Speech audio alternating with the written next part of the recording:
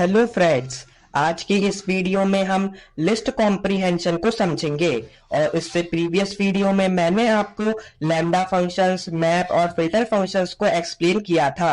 अगर आपने वो वाली वीडियोस नहीं देखी है तो राइट साइड में आई बटन पर क्लिक करके जरूर से देख लीजिए। तो चलिए अब हम स्टार्ट करते हैं। तो दोस्तों, जब हम लिस्ट को समझ रहे थे तो मैंने आपको बताया था कि हम कैसे फॉर लूप से भी लिस्ट को क्रिएट कर सकते हैं। तो उसका कोड 3 से 4 लाइन का होता है, लेकिन लिस्ट कॉम्प्रिहेंशन का यूज करके हम इस कोड को 1 से 2 लाइन में भी लिख सकते हैं। तो दोस्तों, जो लिस्ट फॉर लूप से क्रिएट होती है उस लिस्ट को हम लिस्ट कॉम्प्रिहेंशन का यूज करके एक सिंगल स्टेटमेंट में भी फॉर्म कर सकते हैं। तो लिस्ट कॉम्प्रिहेंशन में लिस्ट के जैसे स्क्वायर ब्रैकेट्स होते हैं और उसमें हमें एक्सप्रेशन लिखना होता है जो फॉर लूप के अकॉर्डिंग इटरेट होता है।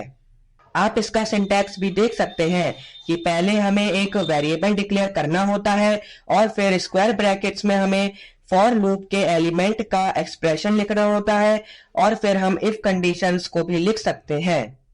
तो देखिए, जैसे मेरे पास एक सिंपल सा प्रोग्राम है जिसमें हम फॉर लूप के हेल्प से 1 to 10 नंबर्स तक एक लिस्ट क्रिएट कर रहे हैं। मैं आपको इसका आउटपुट भी दिखा देता हूँ।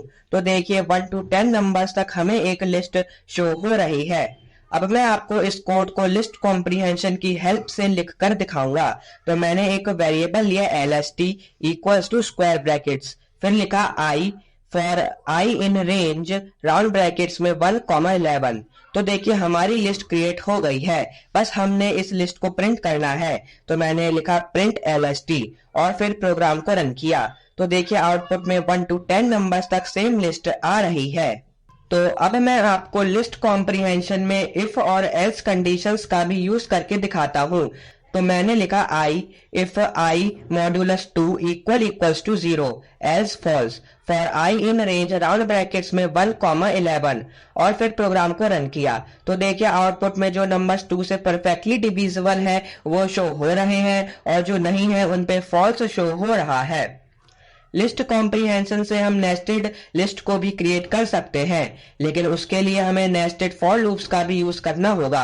मतलब एक फॉर लूप के अंदर दूसरा फॉर लूप होता है। जैसे डबल स्क्वायर ब्रैकेट्स में मैंने लिखा I for I in range 3, फिर स्क्वायर ब्रैकेट्स के बाहर आकर लिखा फॉर J इन रेंज 3। इसमें हमारे दो फॉर लूप्स हैं, एक I वाला और एक J वाला, और फिर प्रोग्राम को रन किया। तो देखिए, आउटपुट में एक लिस्ट में और 3 लिस्ट्स शो हो रही हैं।